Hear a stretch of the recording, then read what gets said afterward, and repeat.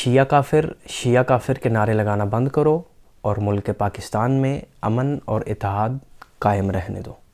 تم شیعہ کو کافر کہتے ہو، 100 مرتبہ نہیں بلکہ 1000 مرتبہ کہو، ہمیں کوئی اعتراض نہیں تمہارے کافر کہنے سے، لیکن کافر کہنے سے پہلے یہ ضرور سوچا کرو ایک مرتبہ کہ شیعہ ہونا اتنی بڑی سعادت ہے کہ یہ انبیاء کی بھی حسرت ہے کہ ہم شیعہ ہوں، کیونکہ شیعہ مذہب انبیاء کا مذہب ہے، یہ صحابہ کرام کا مذہب ہے اور تابعین کا مذہب ہے۔ انبیاء بھی شیعہ تھے، صحابی بھی شیعہ تھے، تابعی بھی شیعہ تھے اور تبع تابعین بھی شیعہ تھے۔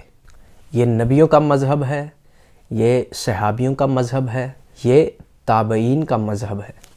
شیعوں منکر صحابہ تم ہمیں کہتے ہو، لیکن کفر کے فتوے ان پہ تم لگاتے ہو۔ شیعہ کو کافر مت کہو، کیونکہ نبی کے صحابی، نیک وفادار صحابی بھی شیعہ تھے، اور یہی وہ مذہب ہے جو قیامت والے دن کامیاب اور کامران ہے، الحمدللہ۔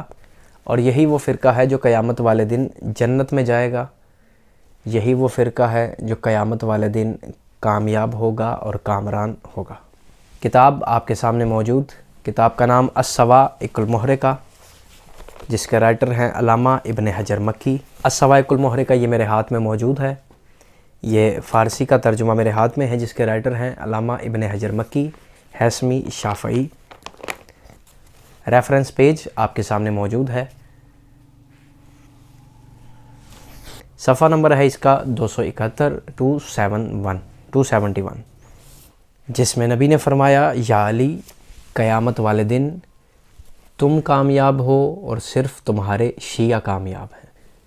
شیعوں کو کافر مت کہا کرو بلکہ ان کی عزت کیا کرو، ہو سکتا ہے شیعوں کی وجہ سے تمہیں بھی جنت مل جائے۔